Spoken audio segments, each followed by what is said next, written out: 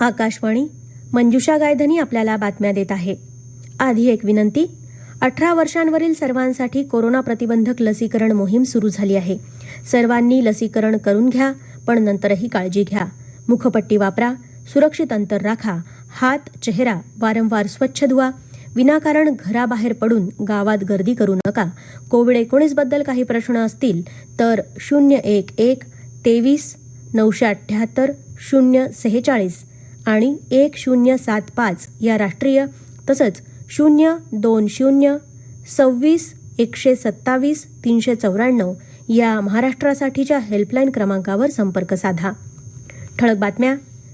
केंद्रीय मंत्रिमंडळाचा विस्तार, खातेवाटपही जाहीर, राज्यातील 4 मंत्र्यांचा समावेश, नियमांचं पालन न केल्याबद्दल 14 बँकांवर रिझर्व्ह बँकेची दंडात्मक कारवाई, कॅरेबियन देश हैतीमध्ये राष्ट्राध्यक्षांच्या हत्येनंतर आणीबाणी जाहीर, हिमालयातील पहिली मोटारसायकल मोहीम एकट्यानं पूर्ण करण्याचा कांचन उगुसंडी यांचा विक्रम आणि युरो करंडक फुटबॉल स्पर्धेत 1966 नंतर इंग्लंड प्रथमच अंतिम फेरीत दाखल.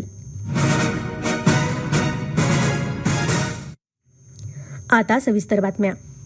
राष्ट्रीय लोकशाही आघाडीच्या पंतप्रधान नरेंद्र मोदी यांच्या नेतृत्वाखालील काल झालेल्या मंत्रिमंडळ विस्तारात 43 मंत्र्यांनी पद आणि गोपनीयतेची शपथ घेतली. यात 36 नव्या मंत्र्यांचा समावेश असून 15 कॅबिनेट मंत्री तर 28 राज्यमंत्री आहेत. गृहमंत्री अमित शहा यांच्याकडे गृह मंत्रालयाबरोबरच सहकारिता मंत्रालयाचा कार्यभार देण्यात आला आहे.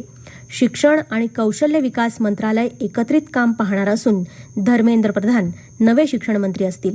सूक्ष्म, लघु आणि मध्यम उद्योग मंत्रालयाचा कार्यभार नारायण राणे यांना देण्यात आला आहे. ज्योतिरादित्य सिंधिया नागरी विमान वाहतूक मंत्री, कायदा मंत्री म्हणून किरेन रिजिजू कार्यभार पाहतील. गृहनिर्माण आणि शहरी विकास खात्याबरोबरच पेट्रोलियम मंत्रालयाचा कार्यभार हरदीप सिंग पुरी यांच्याकडे सोपवण्यात आला आहे. अनुराग सिंग ठाकूर माहिती आणि प्रसारण तसंच क्रीडा आणि युवा मंत्रालय पाहतील. आरोग्य, खत आणि रसायन मंत्रालयाचा कारभार एकत्रित होणार असून मानसुख मांडवीय यांच्याकडे या खात्याचं मंत्रिपद देण्यात आलं आहे. सर्बानंद सोनोवाल यांच्याकडे बंदर विकास मंत्रालयाबरोबरच आयुष मंत्रालयाचे मंत्री म्हणून कार्यभार असेल. माहिती तंत्रज्ञान आणि रेल्वे मंत्री म्हणून अश्विनी वैष्णव कार्यभार पाहतील. भूपेंद्र यादव श्रममंत्री, रामचंद्र प्रसाद सिंग स्टील मंत्री, पशुपती कुमार पारस अन्न प्रक्रिया उद्योग मंत्री, डॉक्टर वीरेंद्र कुमार सामाजिक न्याय मंत्री, पशु आणि मत्स्यपालन मंत्री पुरुषोत्तम रुपाला, नवीकरणीय ऊर्जा मंत्री राजकुमार सिंग, गिरिराज सिंग ग्रामीण विकास मंत्री, तर पियुष गोयल यांच्याकडे वाणिज्य मंत्रालयाबरोबरच वस्त्रोद्योग तसंच अन्न आणि ग्राहक व्यवहार मंत्रालयाचं मंत्रिपद देण्यात आलं आहे. परदेश आणि सांस्कृतिक राज्य मंत्रिपद मीनाक्षी लेखी यांच्याकडे तर डॉक्टर एल मुरुगन यांना माहिती आणि प्रसारण तसंच दुग्ध आणि पशुपालन मंत्रालयाचं राज्यमंत्रीपद देण्यात आलं आहे. पंतप्रधान कार्यालयातील राज्यमंत्री डॉक्टर जितेंद्र सिंग यांच्याकडे विज्ञान, भूविज्ञान आणि तंत्रज्ञान मंत्रालयाचा स्वतंत्र कार्यभार देण्यात आला आहे. श्रीपाद नाईक बंदर, जहाज आणि जलमार्ग आणि पर्यटन राज्यमंत्री, पंकज चौधरी आणि डॉक्टर भागवत कराड यांच्याकडे अर्थ मंत्रालयाचं राज्यमंत्रीपद देण्यात आलं आहे. राजकुमार सिंग परराष्ट्र व्यवहार आणि शिक्षण राज्यमंत्री, अजय भट्ट संरक्षण आणि पर्यटन मंत्रालयात राज्यमंत्री, अजय कुमार आणि निसित प्रामाणिक गृह मंत्रालयाचे राज्यमंत्री म्हणून यांनी शपथ घेतली. डॉक्टर भारती पवार यांच्याकडे आरोग्य आणि कुटुंब कल्याण राज्यमंत्रीपद असणार आहे.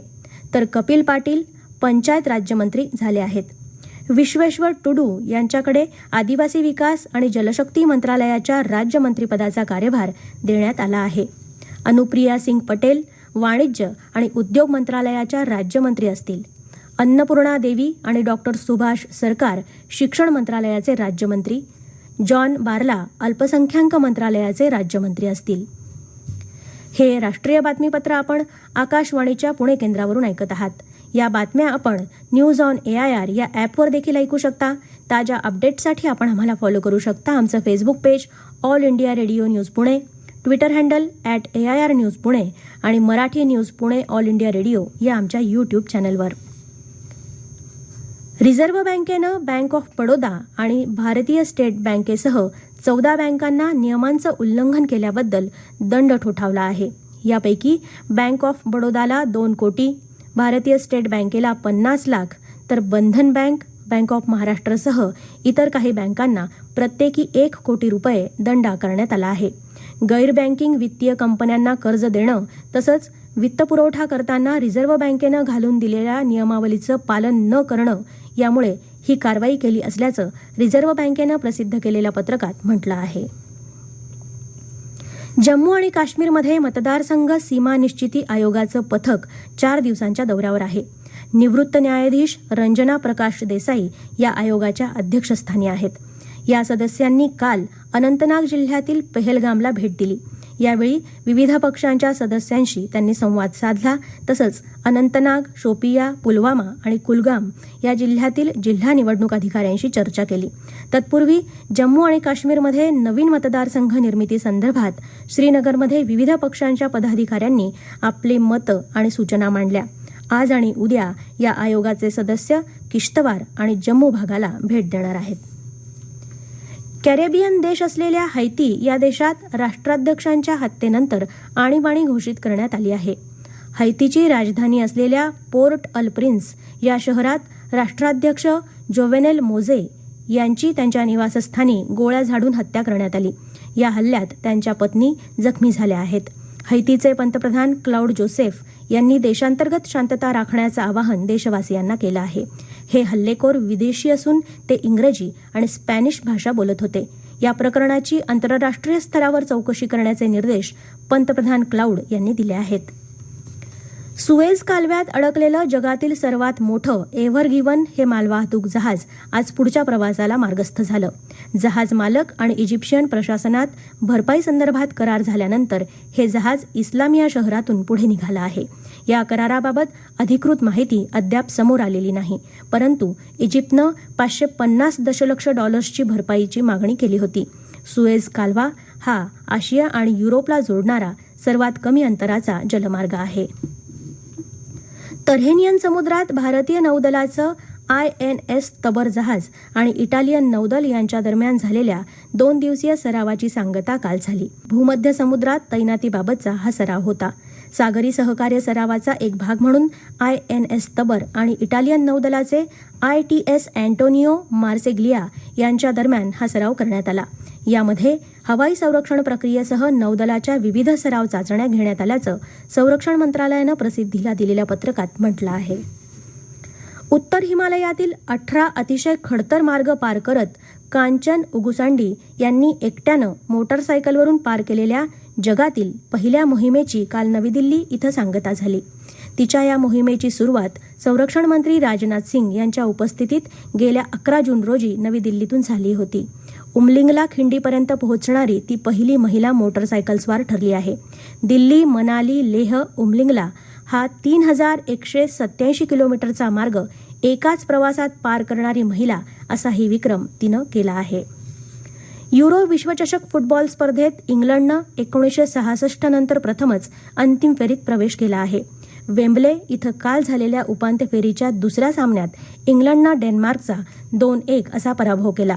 आता विजेतेपदाच्या सामन्यात इंग्लंडची गाठ इटलीबरोबर आहे. महान हॉकीपटू केशवचंद्र दत्त यांचं काल सकाळी कोलकाता इथं निधन झालं. ते 95 वर्षांचे होते. स्वातंत्र्योत्तर काळात क्रीडासृष्टीचा सुवर्णकाळ घडवणाऱ्या खेळाडूंपैकी ते एक होते. शेवटी पुन्हा ठळक बातम्या. केंद्रीय मंत्रिमंडळाचा विस्तार, खातेवाटपही जाहीर. राज्यातील 4 मंत्र्यांचा समावेश. नियमांचं पालन न केल्याबद्दल 14 बँकांवर रिझर्व्ह बँकेची दंडात्मक कारवाई. कॅरेबियन देश हैतीमध्ये राष्ट्राध्यक्षांच्या हत्येनंतर आणीबाणी जाहीर. हिमालयातील पहिली मोटारसायकल मोहीम एकट्यानं पूर्ण करण्याचा कांचन उगुसंडी यांचा विक्रम. आणि युरो करंडक फुटबॉल स्पर्धेत 1966 नंतर इंग्लंड प्रथमच अंतिम फेरीत दाखल. याबरोबरच हे राष्ट्रीय बातमीपत्र संपलं. नमस्कार.